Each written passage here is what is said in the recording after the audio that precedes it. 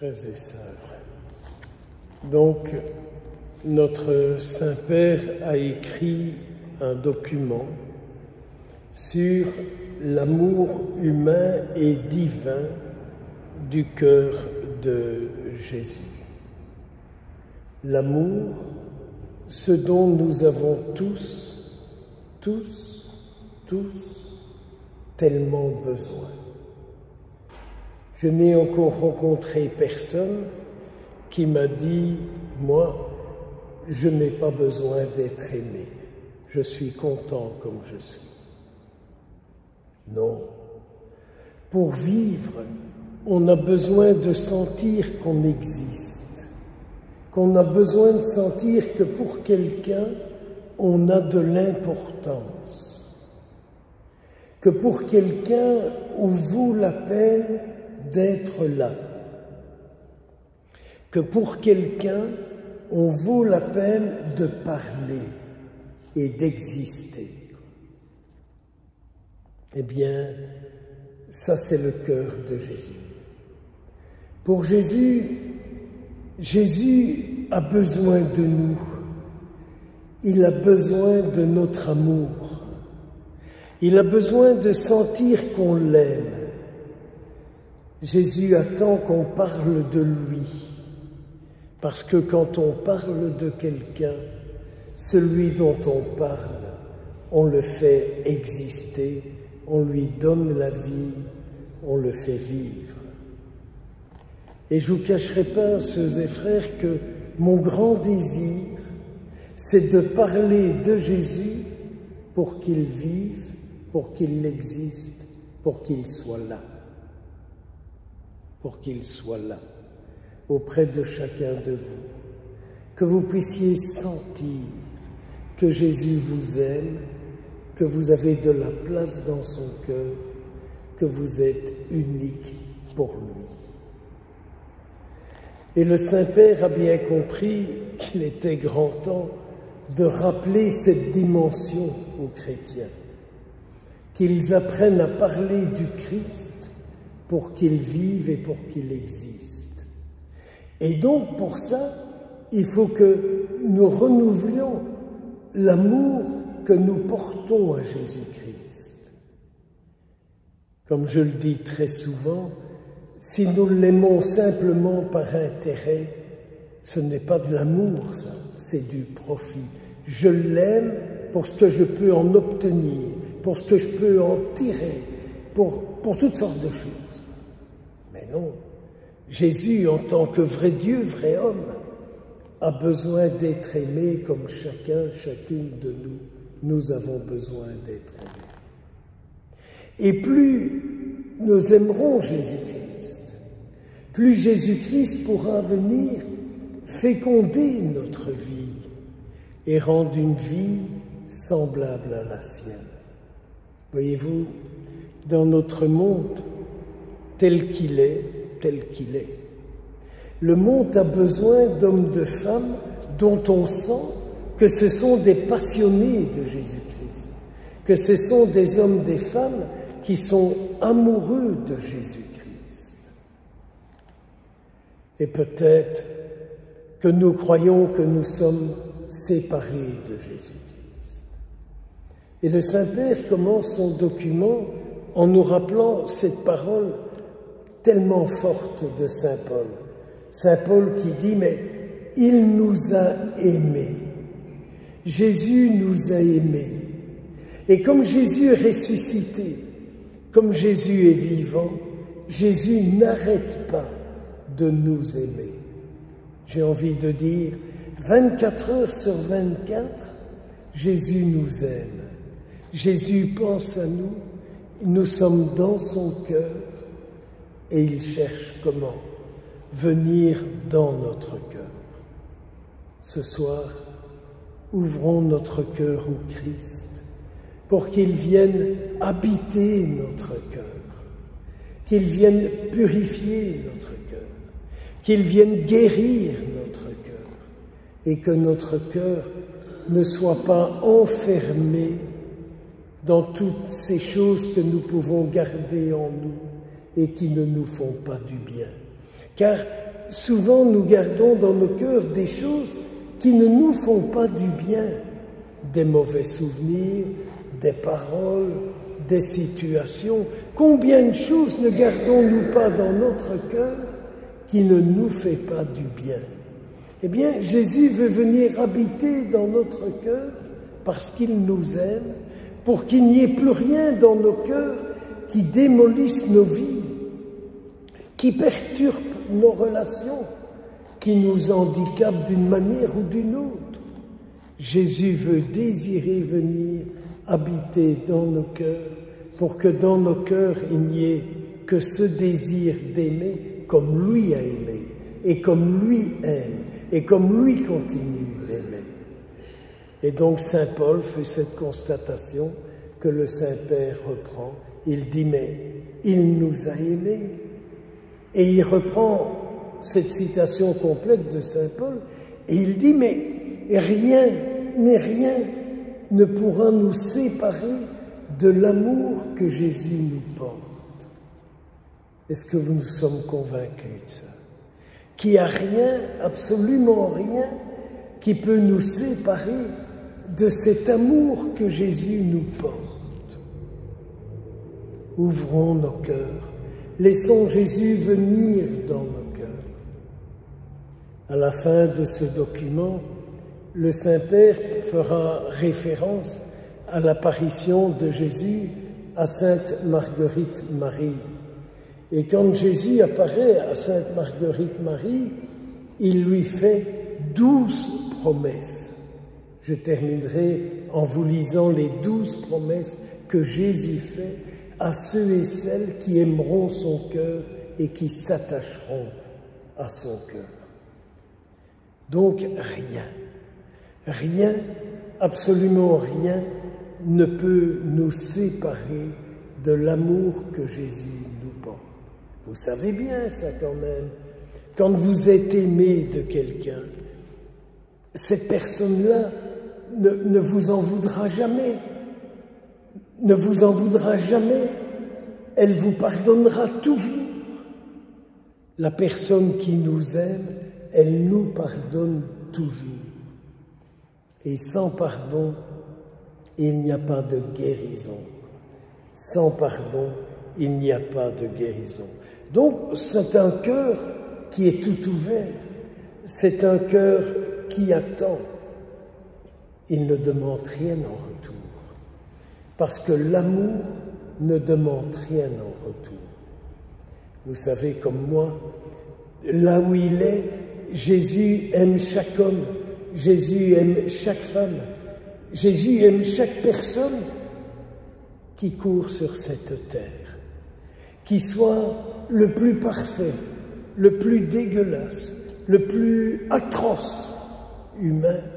Jésus sait que tout homme, toute femme qui est sur cette terre est créé par amour pour être un messager de l'amour.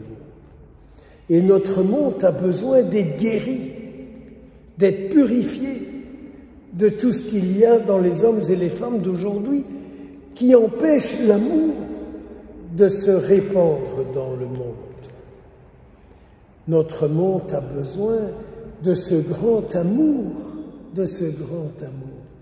Et donc, Jésus connaît votre cœur comme il connaît le mien. Et Jésus sait ce qu'il y a d'amour pour lui dans mon cœur. Jésus sait ce qu'il y a d'amour pour lui dans votre cœur.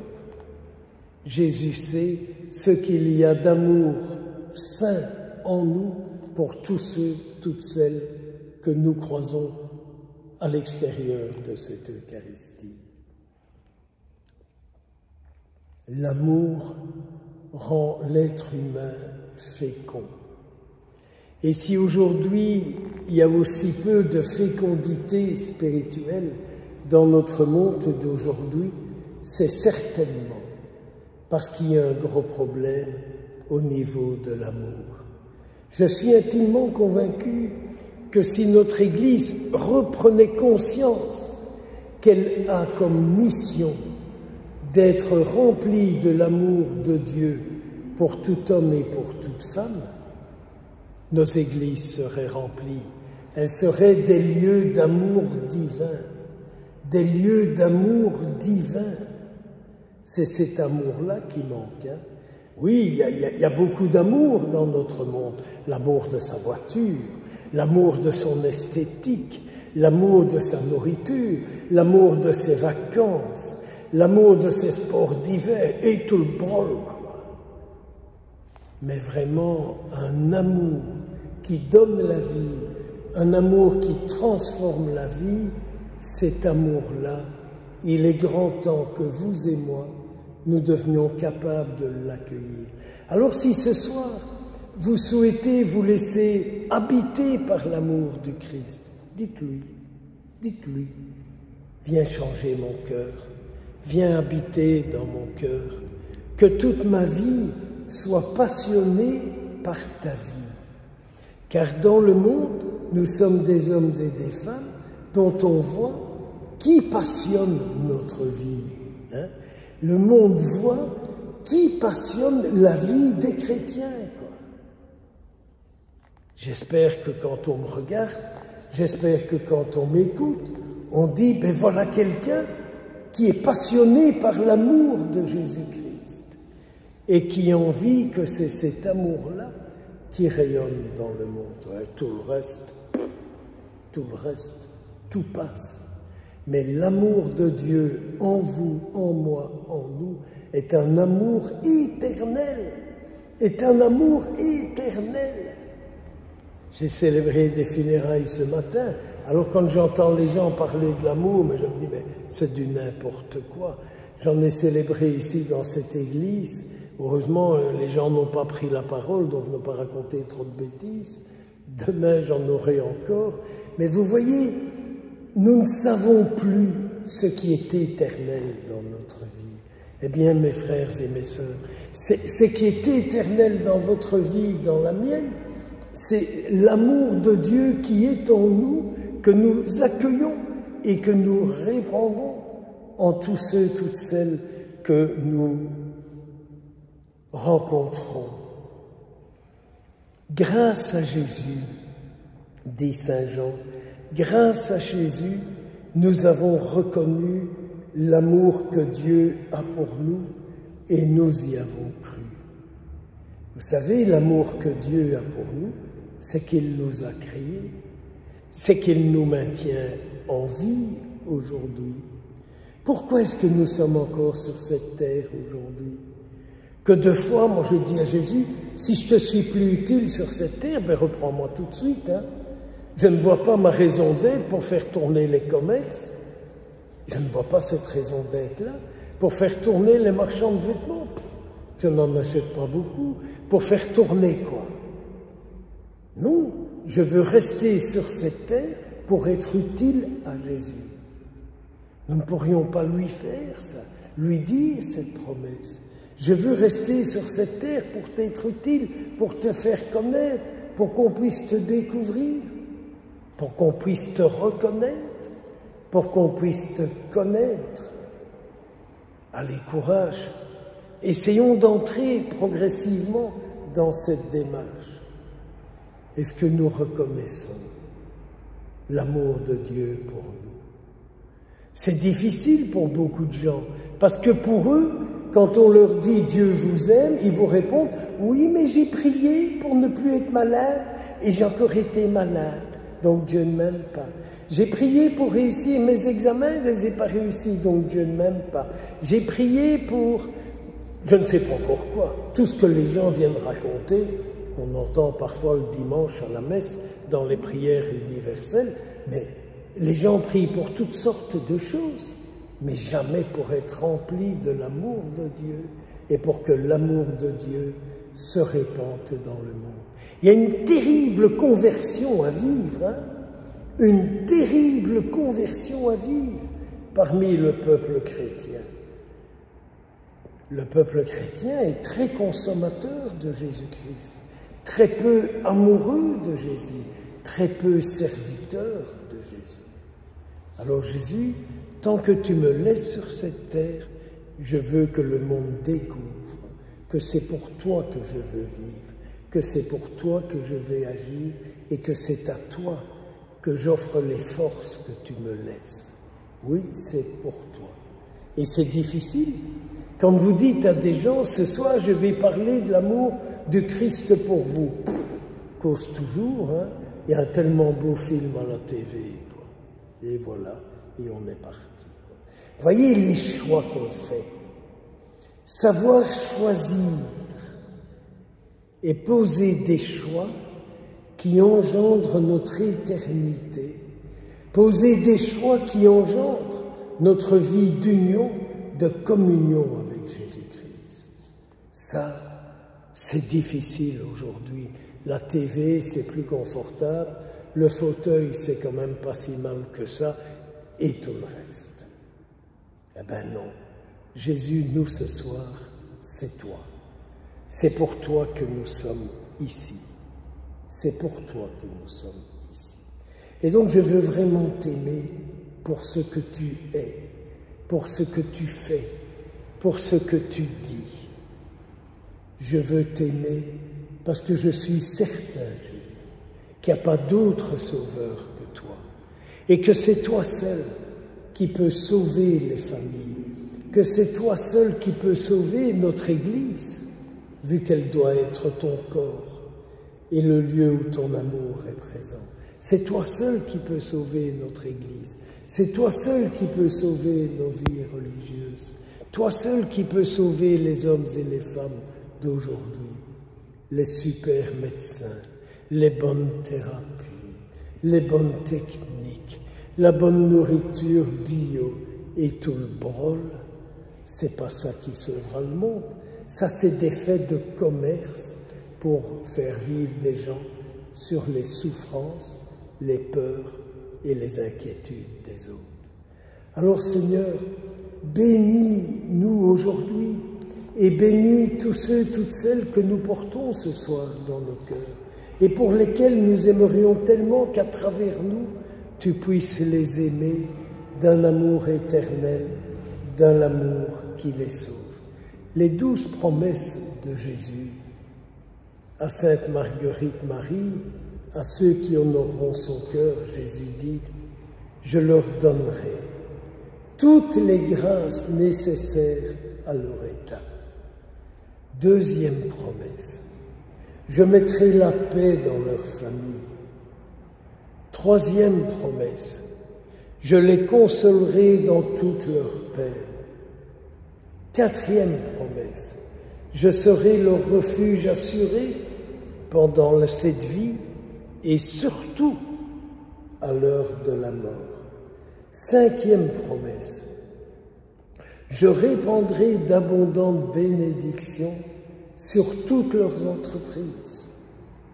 Sixième promesse, les pécheurs trouveront dans mon cœur la source de l'océan infini de miséricorde. Les âmes tièdes, septième promesse, les âmes tièdes deviendront ferventes. Huitième promesse, les âmes ferventes s'élèveront à une grande perfection. Neuvième promesse, je bénirai les maisons où l'image de mon Sacré-Cœur sera exposée et honorée.